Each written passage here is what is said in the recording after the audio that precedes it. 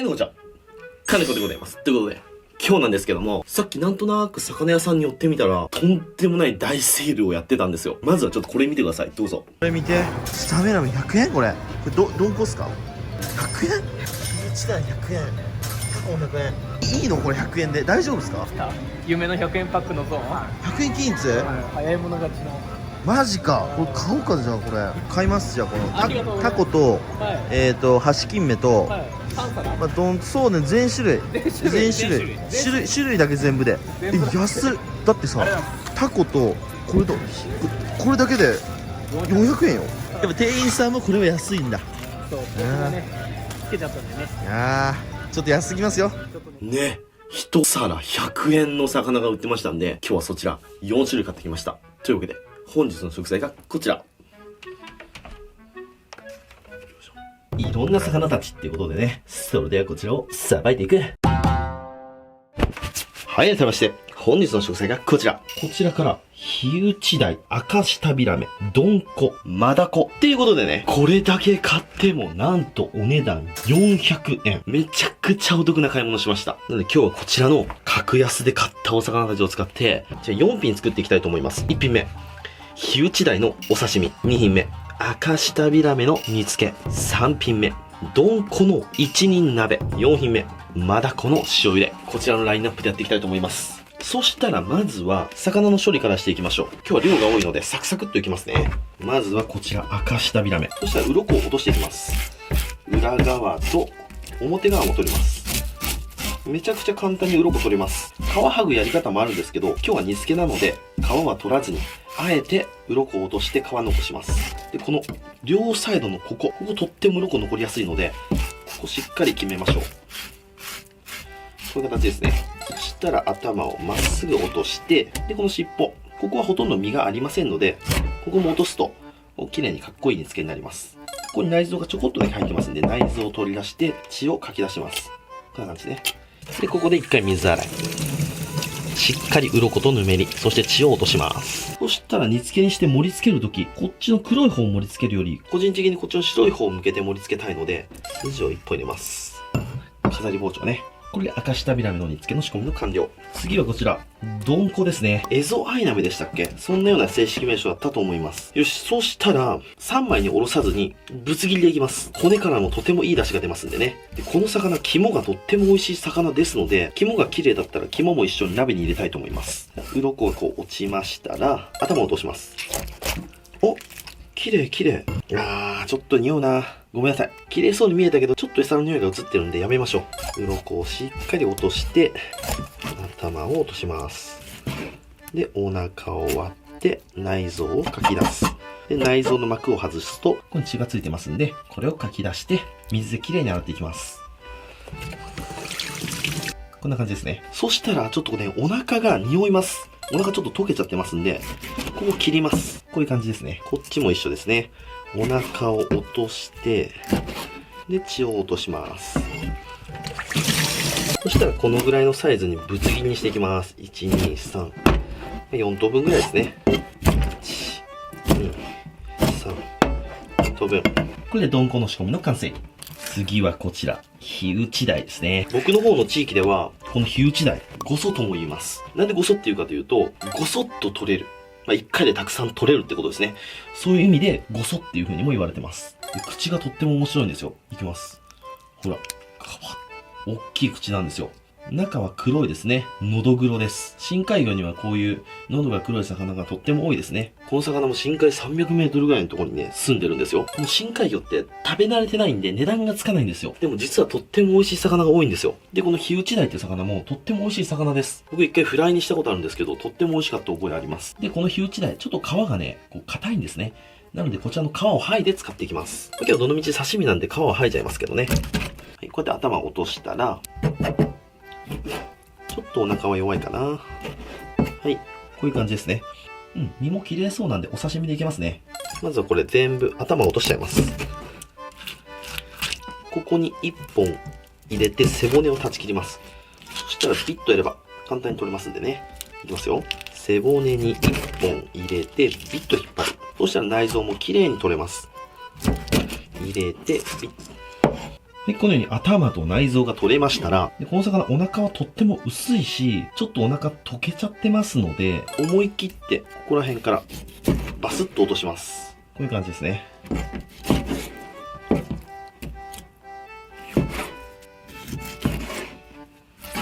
はい、そうしましたら次は皮を剥いでいきます。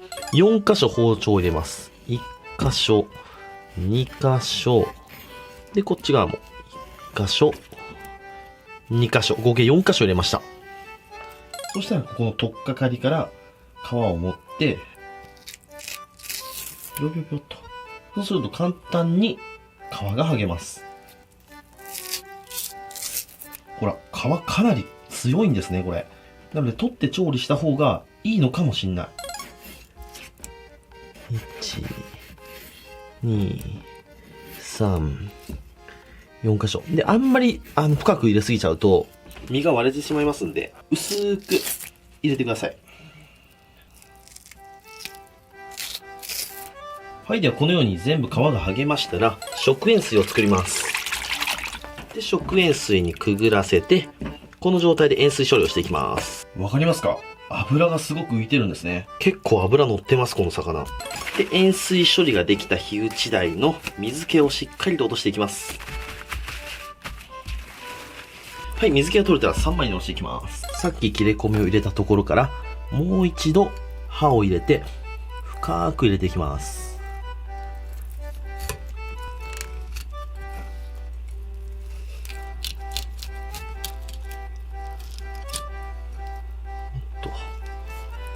で、この魚ちっちゃいし、血合い骨がそんなに強くないので、このまま刺身でいきますか。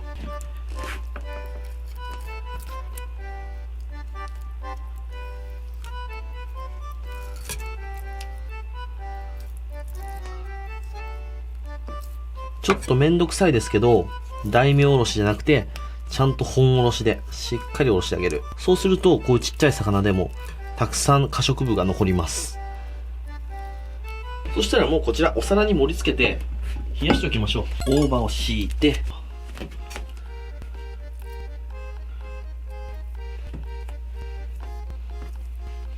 はい、これで箸金目のお刺身の完成。そしたら最後、こちらタコですね。マダコ。これ100円ですからね。なんでこんな安いかは動画の最後に説明しますね。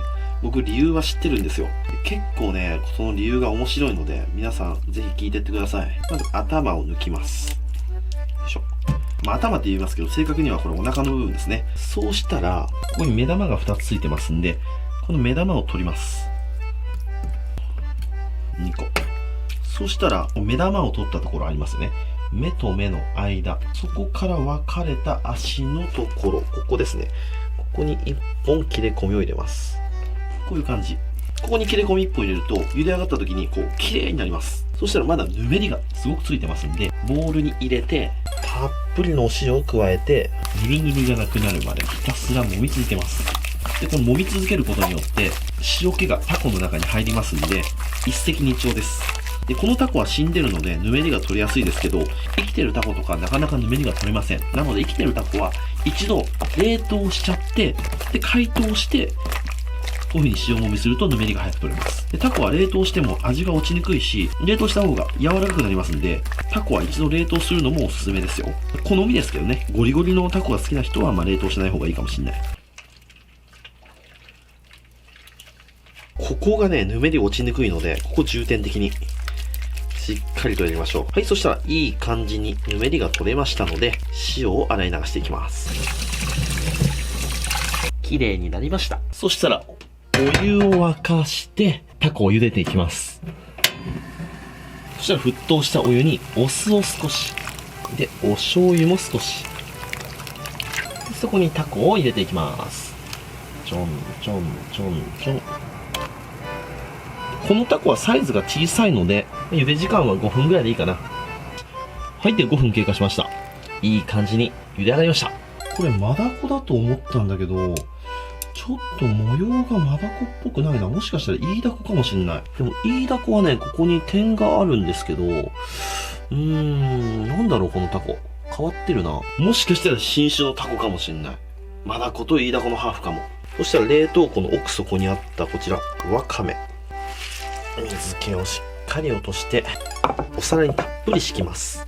で、中央に穴を開けて、よいしょ。はい、これで、タコの塩茹での完成。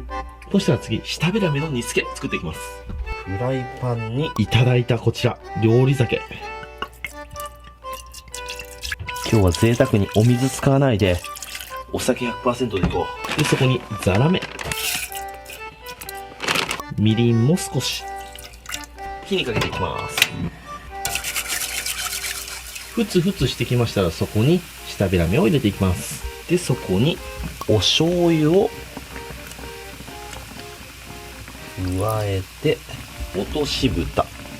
で、中火に落として、5分ほど煮つけて、タレにとろみが出てきたら完成。はい、じゃあ煮付けを作ってる間に最後ですね、鍋作っていきます。1人鍋にお水を入れて、今回はだしこれ使っています。いただいた根昆布だし。昆布の濃縮だしですね。で、鰹節のエキスも入ってますんで、どうなんだろう。ちょっと味見してみようかな。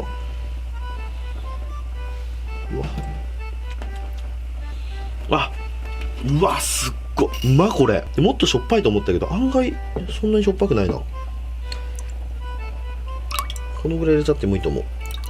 200cc に対して小さじ1杯ぐらい入れました。で、今日はね、できるだけ魚以外の食材を使いたくないんですよ。ほんと1食500円ぐらいで収めたいので、野菜室の奥底にあった長ネギ、これ使います。これも実質0円です。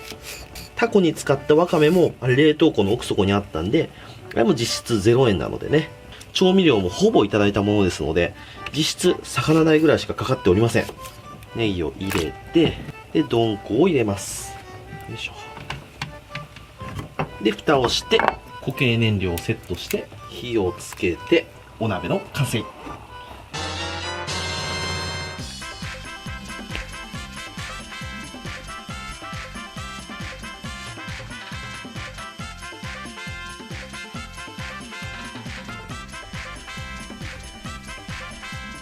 はい、じゃあ完成。いただきます。よっしゃ、食べていこう。結構時間はかかったな。でね、これ鍋なんですけど、酒と醤油入れ忘れたんで、酒と醤油ちょっと入れました。で、これ皆さんに言いたいのが、これマジでお金、魚ぐらいしかかかってないです。いただいたものとかしか使ってない。やばくないですか ?500 円でこのボリューム感。じゃあまずはこちらの深海魚火打ち鯛のお刺身からいただきましょう。キンキンに冷やしてあります。わさびをつけて、醤油につけて、うわ、すごい。油がパーッと浮きました。それじゃあ、いただきます。うわ、うまっ。まるで白身のトロ。雑味もなくて、本当に美味しい魚です。この片身1枚10円ですよ。10円。白米との相性抜群のお刺身ですね。次はこちら、舌ビラメの煮付け。甘めに炊きました。すっげえ肉厚なの。こちらにだれたっぷりつけて、ご飯の上に乗せて、いただきます。うん。うわ、うまっ。身がほわほわ。普通のカレイに比べてやっぱ身が柔らかいんですよね。食べやすいんですよ。この魚は。次はこちら。100円の、なんかマダコのようなイイダコのような謎のタコ。まずは醤油も何もつけずこのままいただきます。うん。味はマダコっぽいな。塩加減もバッチリです。次はこちら。やっぱり汁物はいるよねということで、こちら、どんこの100円鍋。香りよし。おネギとお出汁もたっぷりと入れて、こちらですね。じゃあまずはお出汁からいただきます。うわー、うまー。めっちゃいい。昆布の出汁もいいね。しっかり昆布の味もします。でも僕は本物の昆布から出汁を取ったやつの方が好きかな。じゃあこちら、どんこいただきます。あ、柔らかい。めっちゃうまいじゃん、この魚。あ、こんなうまいの、この魚。僕初めて食べたんですよ、実は。安く叩き売られてるんですよ、この魚。骨も少なくて、すごくいいな。タラのような口当たりですね。でもしっかり旨味もあって、癖もなく、とても美味しい白身。はい、ということで今日はこちらの100円のお魚のフルコースときましたら、お飲み物、こちらでいっていきたいと思います。せーの、ダン！銀色のやつ。今日は、ノンアルです。決まりました。久しぶりに綺麗に決まったな。7対3ですね。いただきます。